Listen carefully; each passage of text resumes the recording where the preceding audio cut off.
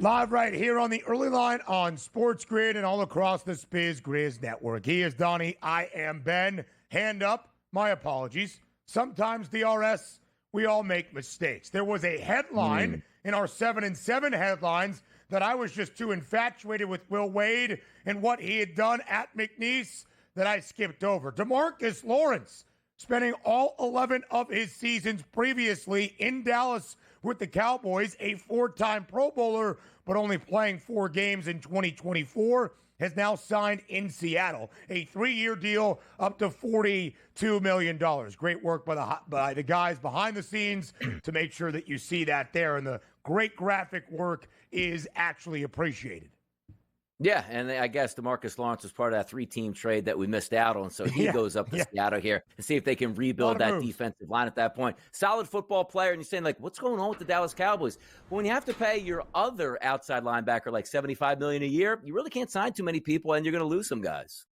Yeah, you certainly are. Only 4 games for Lawrence in 2024. Busy day for the Dallas Cowboys. Not a 3-team trade, but 2 trades with 2 separate teams. All right, well, 7 and 7 is a thing of the past now. Let's talk about other news around the NFL as the official league year began yesterday afternoon at 4 p.m. Eastern time. Donnie, still in the quarterback carousel, a lot to be figured out. Teams that still need to address that QB conversation and question this offseason, and a couple of very big names, at least still by brand name power, available on the open market. Aaron Rodgers and Russell Wilson. Let's start with Russell Wilson, who is planning on meeting with both the Cleveland Browns and the New York Giants. Donnie, I'll ask you the question like this. Do you believe Russ ends up in either of these 2 franchises?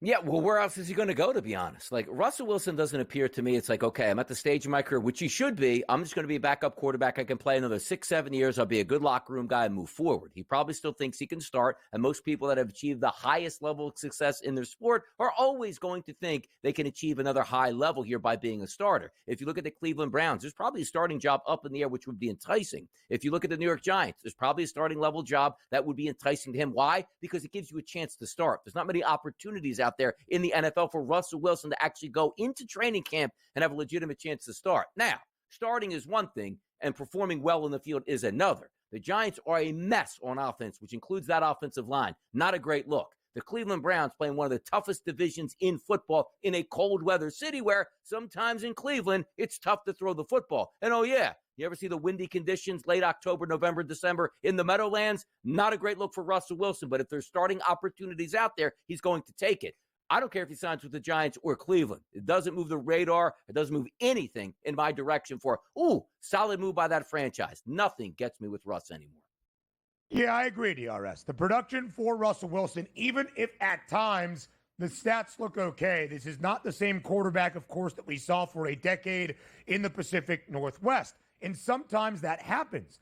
But I think it is really fascinating when you look at the quarterback teams out there. And a couple of these teams that we identified early in the offseason that had to address that quarterback conversation.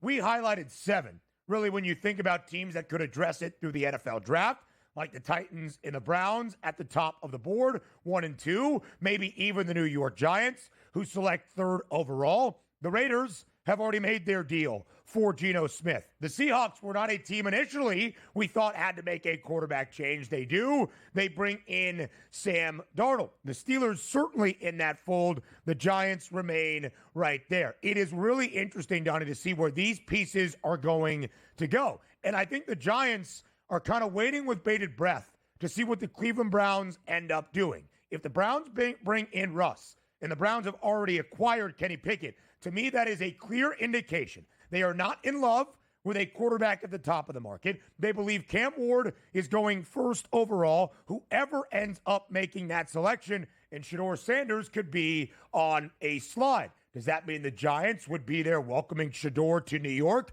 with the 3rd overall pick? Would he move past that? I think that is the really fascinating thing to follow with the quarterback still on the open market and much to be determined this offseason. And also, like, are these quarterbacks going to agree to like a contract that goes, all right, we'll sign you now, but we don't have any guarantees for you until after the draft, because if we decide to get a quarterback, there's no need to have Aaron Rodgers on the New York Giants if you draft Shedeur Sanders. You're just going to put Shedeur in there. And the same thing for the Cleveland Browns. Why would you get Kenny Pickett and Russell Wilson, have Deshaun Watson on the roster, and then get, let's just say, Shedeur Sanders? That's what makes it interesting. And I don't think either one of these teams particularly will be in a hurry. Now, as a quarterback of your ilk of Russell Wilson, hey, I'd like to know what I'm doing and before May, let's just say at this point. And the same thing with Aaron Rodgers. I don't think the Pittsburgh Steelers are in a mode of we're going to draft our quarterback this year. So the veteran, probably, let's just say Aaron Rodgers goes to the Steelers, makes more sense than Russell Wilson going to, let's just say, Cleveland or New York. Because the point of having Russ is that your bridge quarterback where you draft a guy in the top 3 and like, hey, sit behind Russ. I don't agree with that one bit at all. You might as well let the quarterback go out there and get learned by baptism by fire. So there's some interesting options for these quarterbacks, but I don't know how interested these teams are right now of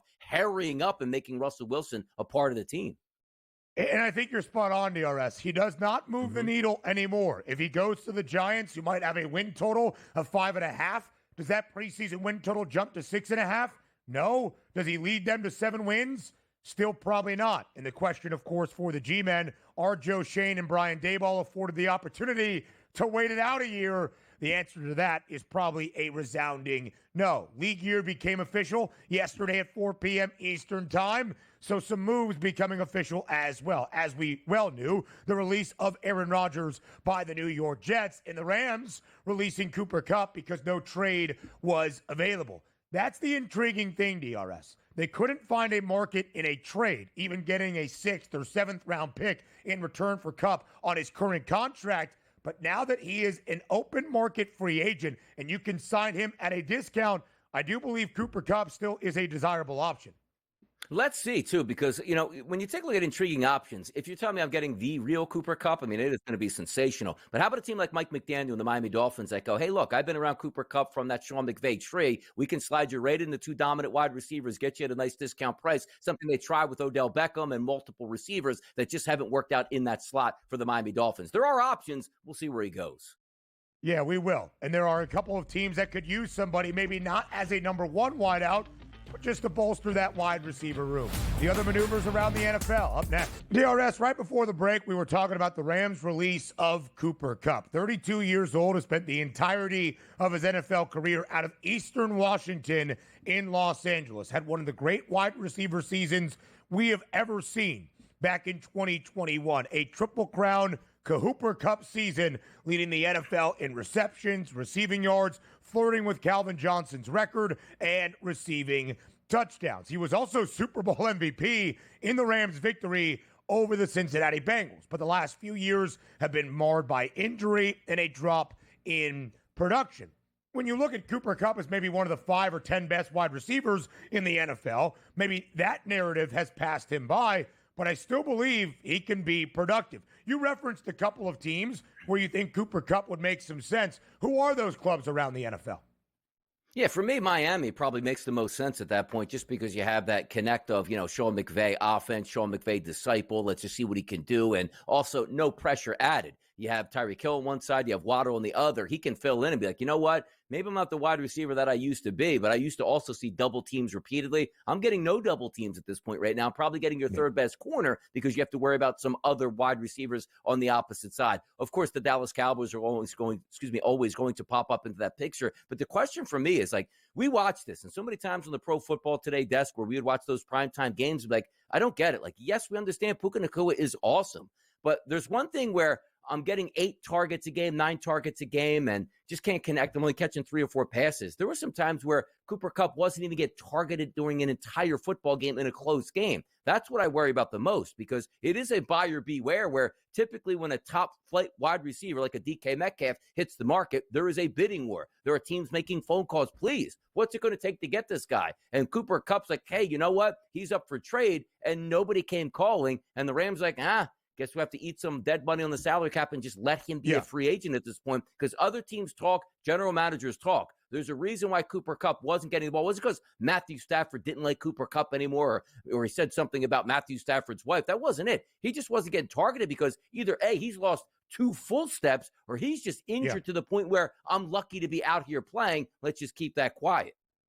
And Donnie, it does make sense that the Rams had to part ways with Cooper Kupp and were unable to trade him. When you are trying to trade a guy, that team that you are trading for has to send you draft capital, something of the sort, in exchange for Kupp, and then take on whatever money is still outstanding on that current contract. When the Rams have to eat the dead cap hit, release him, you can now sign Cooper Kupp as a free agent for a discounted veteran minimum, whatever that turns out to be. The favorite to land Cooper Kupp, thanks to our Canadian friends at the FanDuel Sportsbook, the Denver Broncos at plus 410. The Broncos active yesterday, signing Evan Ingram, who was released by the Jags, the two-time Pro Bowl tight end, a 2-year, $23 million deal. We'll talk, and we have already, about DeMarcus Lawrence, a 3-year, up to $42 million deal in the Pacific Northwest with Seattle. Mike Williams finds his way back to L.A. after the Chargers released him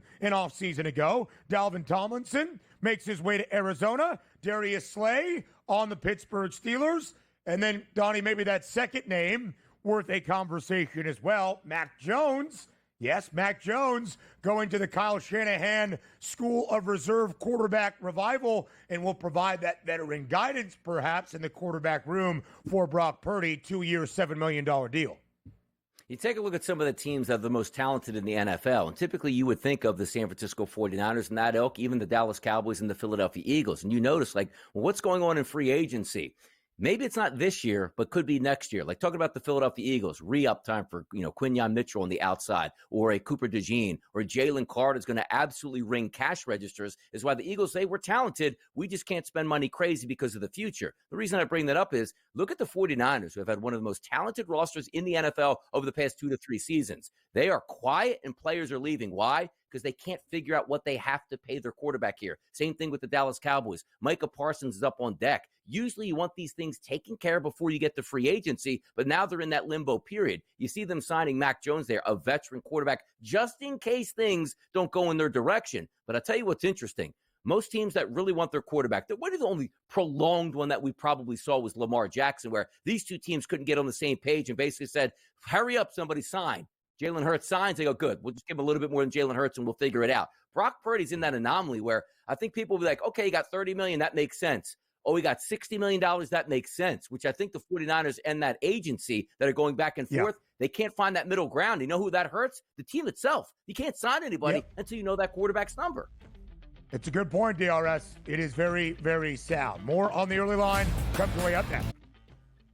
Welcome to hour number 2 of the early line, live right here on this Thursday. He is Donnie Rightside. I am Ben Stevens. In this second hour, a lot to break down. The NFL League year officially underway as of 4 p.m. Eastern time yesterday. We have already seen a flurry of moves during the free agency frenzy, blockbuster deals, trades that have happened, and contract extensions. Now it's time to make sense of it all in our favorite game, NFL buy or sell. We will continue to set the stage for a huge Thursday as conference tournament week rolls on, where at some of the high major leagues in their conference tournaments, looking at you, ACC, Big East, and Big 12, the top teams in the tournament bracket get underway in the madness as well now in the postseason. Huge second hour, DRS. Huge Thursday here on TEL.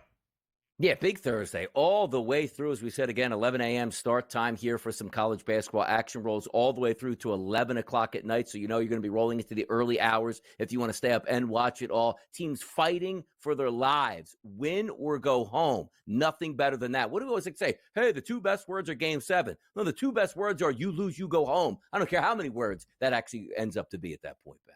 How about that? Yes. Yeah. I mean, hey, come on now, DRS. Let's get things going here with NFL buy or sell to start off this second hour. Some intriguing questions for some of the big moves that we have seen and some that we expect to see sometime shortly around the National Football League. Of course, the quarterback carousel is continuing to spin with 2 big names still out there on the open market.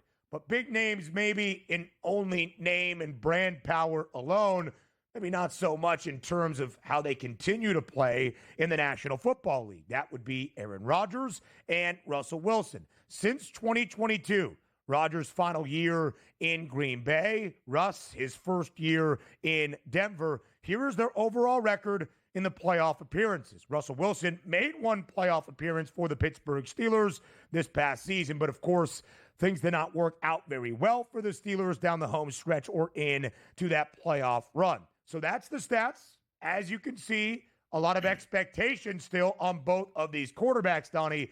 But here is the buy or sell question. We won't see Aaron Rodgers or Russell Wilson start a playoff game ever again.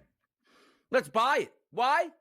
Name the teams that these two quarterbacks play for right now. Yeah, I'll wait. Nobody right now. So right now the advantage is in our corner. Now, having said that, where the opportunity is going to come from for Aaron Rodgers, it looks like the best opportunity is probably going to be with the Pittsburgh Steelers. Quality organization, used to being over 500, maybe just need a quarterback and a better version of themselves from what they were last year. Lightning in a bottle. Aaron Rodgers can get them to the playoffs if he's healthy and play in a playoff game. But also understand this.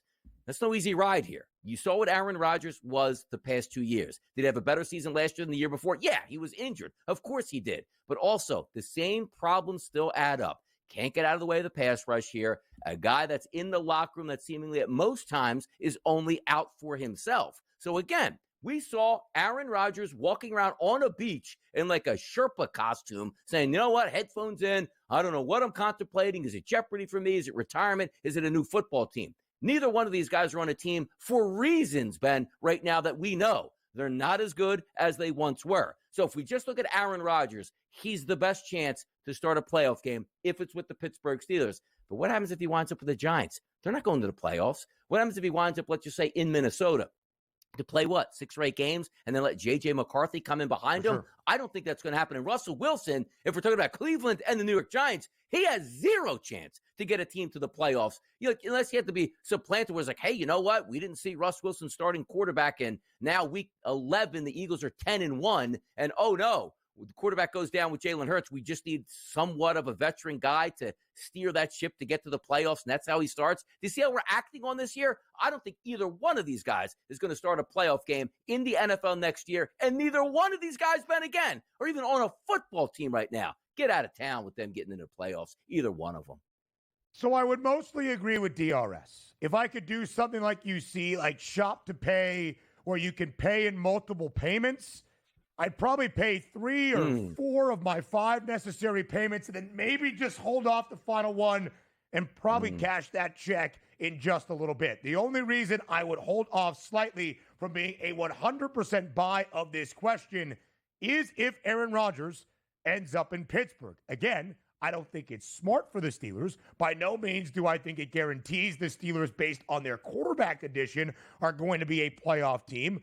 But we saw Russ in Justin Fields still play quarterback for a Steelers team that made the postseason. We saw Mason Rudolph start a playoff game for Pittsburgh. Something about this Steelers organization under Mike Tomlin, with terrible quarterback play the last half decade, has still found their way into the postseason. 4 of the past 5 years, the Steelers have been a playoff team. Is Aaron Rodgers the guy to lead them there again, Donnie? I'm not saying that's the case. But basically, you could insert X quarterback, and the Steelers are going to find their way to 9 wins and somehow, some way, contending for a wild card spot come December. That would be the only reason I hold off on a full buy of this question. By no means do I think either of these quarterbacks at this stage of their career are the reason a team gets to the playoffs. Ultimately, I do not believe Aaron Rodgers or Russell Wilson will end up with the Steelers, although we'll see what Pittsburgh has to do. And the potential teams out there, as DRS alluded to, in large part, either they're not going to be the starter by the end of the year, even if that team is flirting with a playoff spot, or they're just going to be the backup all along, or they're going to start all 17 games for a team that wins 5 games. However you feel about it, I'm like a 95% buy on that question. The 5% selling the notion would be if Aaron Rodgers goes to the successful franchise that is the Steelers, and they find their way once again into the playoffs. Yeah, the Steelers is the only shot here. And if Aaron Rodgers goes there, I'm saying it's a pretty good fit for those two. But also understand this. Like we say, okay, DK Metcalf comes to town, George Pickens on one side, Freiermuth at tight end. You get Jalen Warren, you get Kenny Gainwell in the backfield. You have the semblance of a good offense, and we always know that defense is going to come to play. barring disastrous health issues, that probably would be a playoff team. But understand this too. The Pittsburgh Steelers are run directly through Mike Tomlin and Mike Tomlin only. You are not getting a quarterback in there that's taught to manage the system and the situation. Aaron Rodgers this is my offense. Like, I'm going to audible whenever I want, and I'm going to throw the football all over the place and force it into DK Metcalf and or George Pickens, which could be something good. But every time we see an Arthur Smith offense and also, Canada before him, Mike Tomlin basically puts that governor and says, I'm going to throttle this offense down because we're built on running the football, not turning it over, playing good defense, and we'll see what happens in a close game in the fourth quarter. That's not what Aaron Rodgers does. He wants to win the first quarter and second quarter and third quarter by throwing the football, which is against what the Steelers do. So the explanation I'm playing out is we think it's a pretty good fit on the offense, but what's going to actually happen in game, because Aaron Rodgers is at the type of part of his career. It's like, okay, I just want to hang on. If you need me to throw 15 times, I will. He thinks he can play and has weapons to do it. And if he's constantly handing the football off, when does that override button come from Aaron Rodgers in the middle of the football game that really gets under Mike Tomlin's skin? That's the thing I worry about in Pittsburgh with Rodgers and Tomlin. And Donnie, he played all 17 games last year for the New York Jets. The numbers were not awful by any means, but when you compare them to the Aaron Rodgers of old, they were not the best of his 18 full years as a starting quarterback in the National Football League by any means. And still, whatever those numbers were, the results were the same. A 5-win Jets team that missed the postseason for a 14th consecutive year. More on the early lineup next. We continue our NFL buy or sell segment early here in this offseason, but as the NFL offseason has officially picked up into the new league year as of yesterday afternoon. Donnie, we talked about the San Francisco 49ers in our opening hour. A small move yesterday, but notable. Mac Jones, 2 years, $7 million deal to provide that veteran guidance, if you will, in the 49ers quarterback room. The last two off seasons, though, for San Fran, things have been a little bit uneasy, perhaps even unstable. Notable 49ers departures already this offseason. Deebo Samuel traded to the Washington Commanders. Talanoa Hufanga, one of the leaders defensively for San Fran the last 2 to 3 years, leaves as well. Dre Greenlaw signs with the Denver Broncos. Javon Hargrave makes his way elsewhere as well. Aaron Banks, one of the top interior O-linemen in the free agency market, signs a big deal in Green Bay. They also lost Charvarius Ward, Kyle Juszczyk, Elijah Mitchell, Leonard Floyd as well. A lot of notable names for this San Francisco team that have made this 49ers team the successful one we have seen the last few years.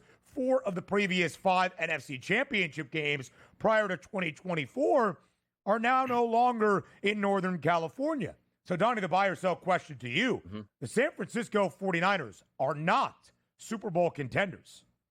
I'm going to buy that right now, because if you're just asking based on the moves that were to be made and what you anticipate is going to happen, they lost a lot. Because the one thing you can always factor in, as I said before, the 49ers were so talented and they have a great head coach, maybe not in the biggest moments, but on a day-to-day basis, when you're looking to just get your team in line and calling the right plays, Kyle Shanahan is one of the best to do it out there. And he always had talent, and particularly on defense, if he needed a bailout. An unbelievable defensive line, one of the best linebacking cores in football, and an athletic secondary that was above average in taking the football away. You look at that secondary now and you scratch your head and be like, there's some pieces there. You look at the linebacking core and say, well, Fred Warner is one of the best in the business, but no longer the core itself is elite as a whole. And the defensive line, who boasts is a fantastic defensive end. But now you look at the rest of the defensive line, you say, ooh, he used to have good defensive tackles, other good defensive ends. That's not there. Now, the offense should still be good. They lose Deebo Samuel, but you're also now saying, okay, Brandon Ayuk, let's just snap out of it from a torn ACL and be the great wide receiver we know he can be. And Juwan Jennings, who did take a step up, is he going to be that next guy? Can he continue to excel in a position where he wasn't supposed to excel last year, but now being in the spotlight, some people perform a little bit differently in that spot. Ricky Pearsall, who had an inauspicious start to the season last year because he got shot, did play well down the stretch, but you're still asking a lot out of him. And then Brock Purdy, not even signed yet. So where does that leave everybody up in the air with some of the team leaders here? And the question comes back to, are they Super Bowl contenders? Usually you start with the division itself. If you are not the best team, at least perceived for me, to be the best team in your division, are you really a Super Bowl contender? Now, again, there are extenuating circumstances. Well, Donnie, if you take a look at the AFC North, does that mean you have two teams that could be good with the, let's just say the Pittsburgh Steelers and the Baltimore Ravens, or you see, well, yeah, there are extenuating circumstances. But for me, I'm not excited about this team. We're not adding on right now. So right now, as we said, on the date of March the 13th, no, they're not a Super Bowl contender for me, Ben. And Donnie, I think the context is important. We saw 3 NFC North teams get to the postseason a year ago. Just because you're not a front runner in your division doesn't mean your postseason outlook will be hampered. So I hear that point completely.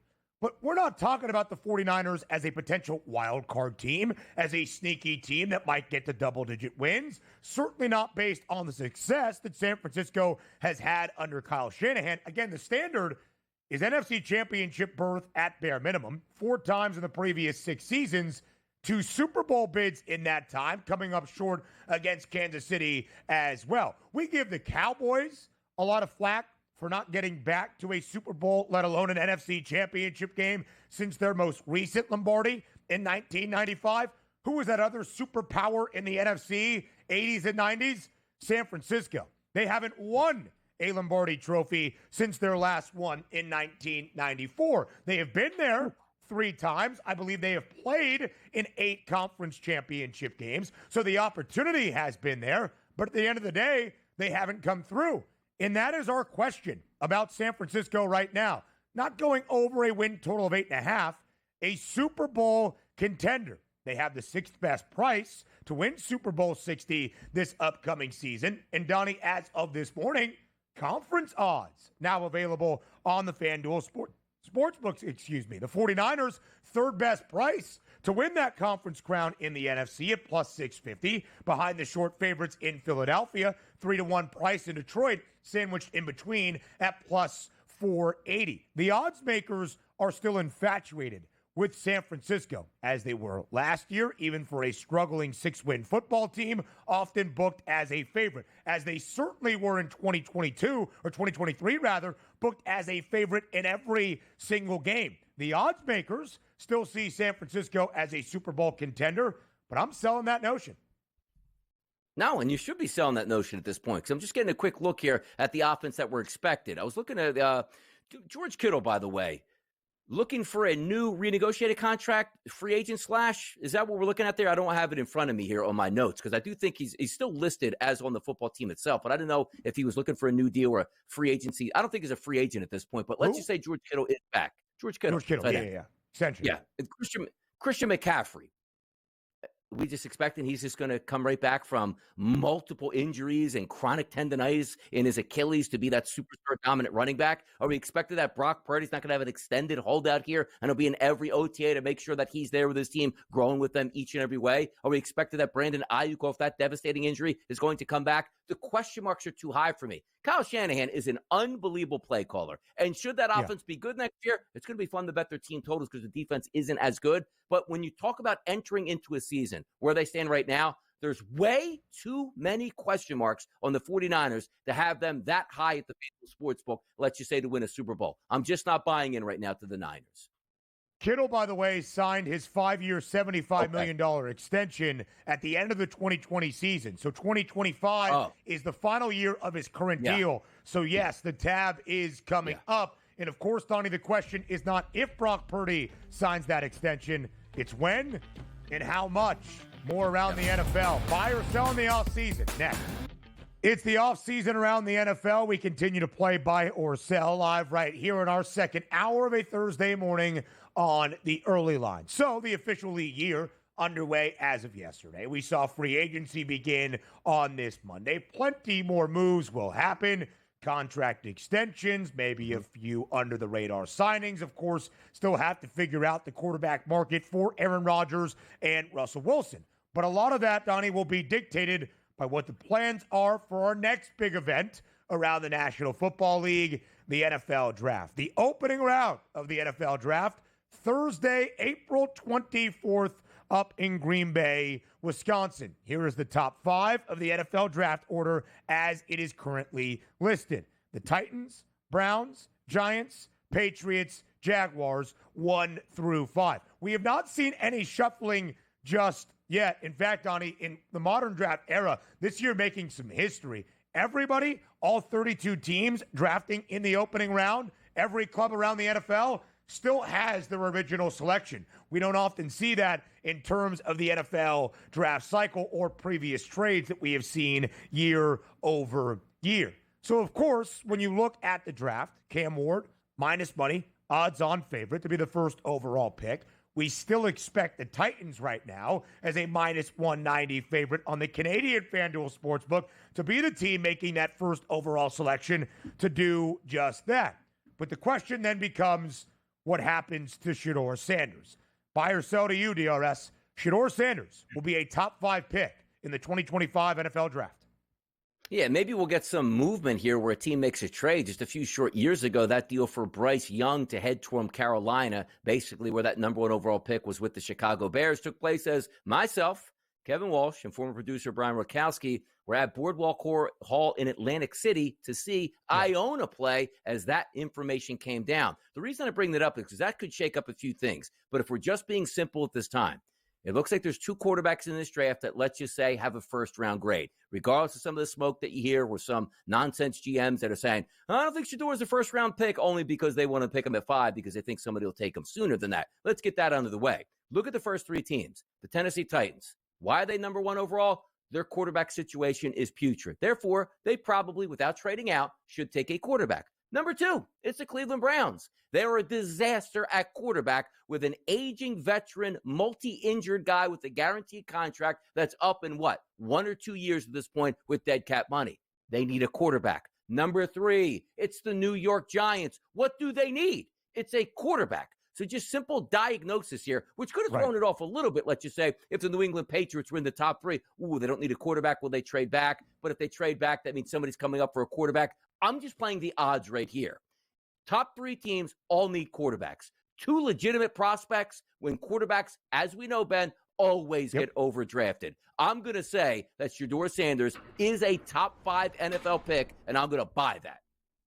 DRS, if you would have asked me at the end of the college football season, the end of the NFL season, about a month or month and a half ago, I would have said absolutely. I'll buy it right now, and I don't think you're getting it at a discount. I think if the odds came out for Shedeur Sanders to be a top 5 pick, that is a draft market we have each and every year, minus 500, minus 750. Heavily juiced price, even if Cam Ward is the guy to go first overall. Because at the end of these football campaigns, it seemed rather crystal clear that we had multiple teams in the top 5 that needed to draft a quarterback in desperate necessity, trying to find the answer at the quarterback spot of the future face of the franchise. And really, 1 and 2 in what seemed to be a 2-quarterback draft class in the opening round. The Titans and the Browns. Tennessee likes Cam Ward more. Fine. He goes first. Shedeur Sanders, really good as well. He goes second.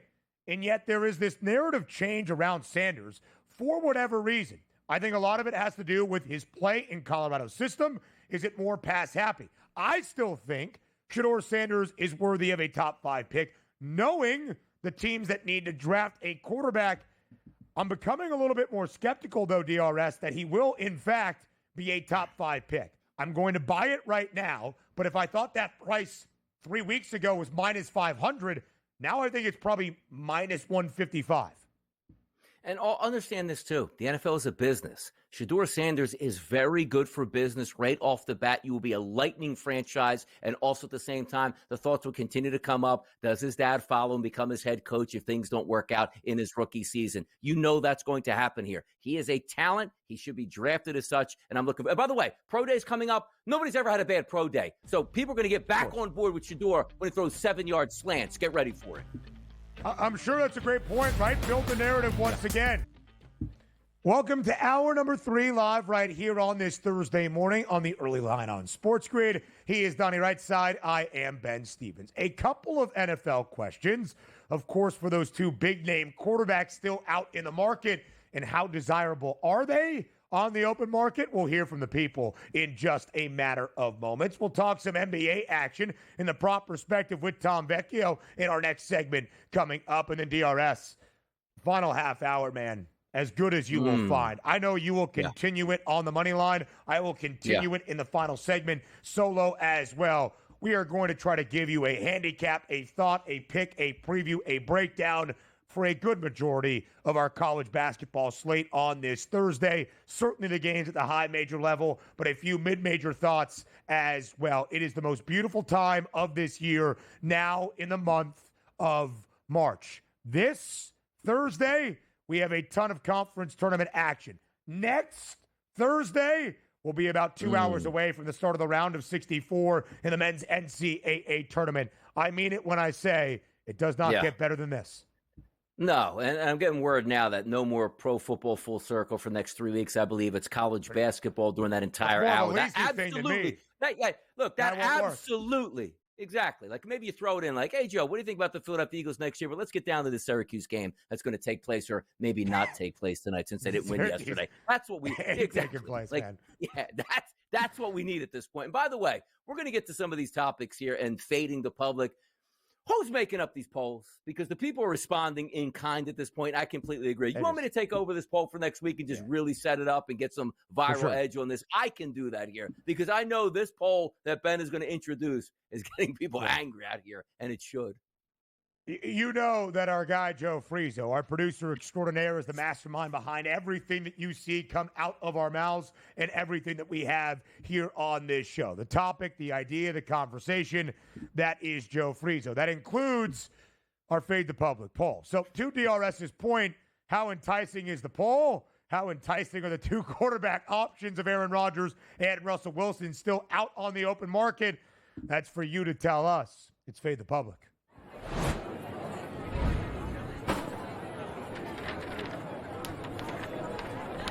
At SportsGrid on Twitter, which free agent quarterback is a more enticing option, Aaron Rodgers or Russell Wilson? A poll that Donnie is very excited to break down. Nearly 56% of the vote backing Aaron Rodgers. A little bit more than 44% backing Russell Wilson. DRS, are you fading the public? Which way did you vote?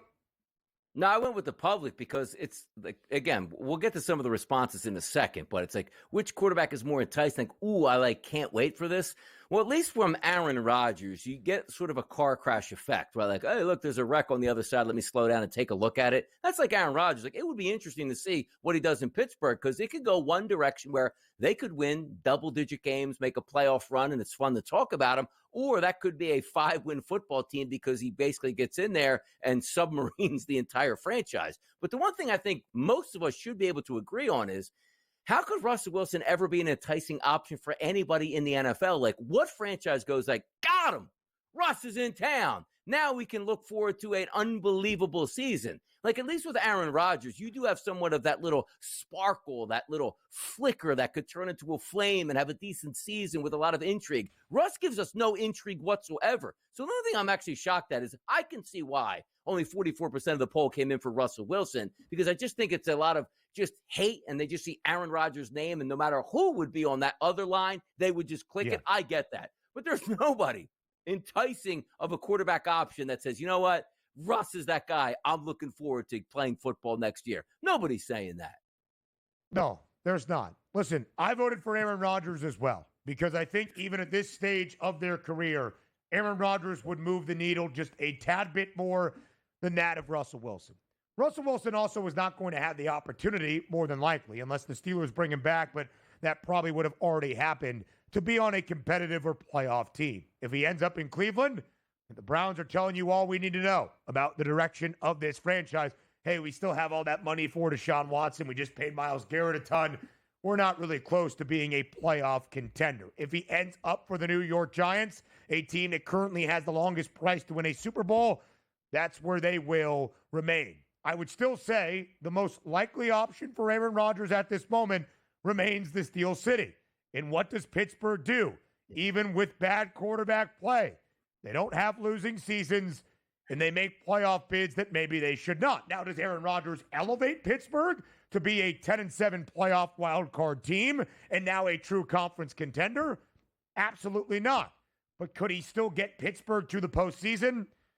Perhaps, Donnie, based on everybody else really outside of Aaron Rodgers. When you look at the numbers for these guys right now, it's not great. Russ was okay in his first few starts for the Pittsburgh Steelers, I think you got the true picture of what Russell Wilson is at this stage of his career in their final 5 games, including the postseason. Aaron Rodgers, again, the numbers were not ludicrous. They were not awful. He was not terrible in how he played the quarterback position. But in terms of his fully healthy seasons, 20 years in the NFL for Aaron Rodgers. First 3 on the bench in Green Bay. 3 years where he has not played double-digit games based on injury, including 2023. So that's 14 years fully as a starter in the NFL. Last year, one of his worst. One of 5 that he has thrown for less than 4,100 yards. One of 3 that he has thrown double-digit interceptions, including his rookie campaign, or his first year as a full starter, rather, in Green Bay, and his 3rd season as a starter as well. 4 non-Pro Bowl seasons for Aaron Rodgers in those 14 fully healthy. His first as a starter in Green Bay, his 3rd with the Packers, his final year with the Pack, and, of course, the version of Aaron Rodgers we are seeing right now in 2024. And again, DRS, even if the numbers were fine and it's not all on Aaron Rodgers, what was the result? A 5-12 Jets team. And at the end of the day, wins and losses are prescribed to a quarterback more than any other position. Neither of these guys is enticing compared to each other. I guess Aaron Rodgers, as the public is showing, gets the slight edge. Yeah, let's just put the options on the table for the Pittsburgh Steelers. I think 2 of them, from a Pittsburgh Steelers fan perspective, would get you excited, which means you're intrigued about the next upcoming football season. Aaron Rodgers signs with the Steelers. Even if you're the most ardent Steeler fan, you hate Aaron Rodgers, like, you know what? This is going to be interesting, and you hope it works out, but you will watch. Number 2 would be you head into the draft, and you draft your franchise guy. Let's just say you move some things around, you get Shedeur Sanders. As a Pittsburgh Steelers fan, whether you wanted Shedeur Sanders or not, you're intrigued by that, and you will watch. I'll tell you right now, if Russell Wilson is the quarterback that Mike Tomlin's like, you guys are buffoons out there. I told you last year how much I love this guy and respected him and how hard his work ethic is. Why would you be surprised when we brought him back as our starter? Pittsburgh Steelers fans will look at that and be like, you know what? I might not watch next year because I like DK Metcalf and I want Pickens to excel. But I already saw Russell Wilson. Sometimes, man, we just want the unknown. Bring me in Aaron Rodgers. It could crash and burn, but we'll watch. Bring me in a young, talented quarterback to sort of learn, because the last time they did that in Pittsburgh, about 20 years ago, it was Ben Roethlisberger, and also ended up in almost close, got to a Super Bowl appearance there. So give me the intrigue. Don't give me the Russell Wilson. Stop it. We don't need that in Pittsburgh. Give us the intrigue. I think they've seen what Russell Wilson means in the most significant games in the Steel City, and I think if Russ was going to be back in Pittsburgh, that would have already happened. I do believe you are on a very thin edge there with Aaron Rodgers in terms of attention and intrigue and what all that means, but that's a story for another day. Tom Vecchio next.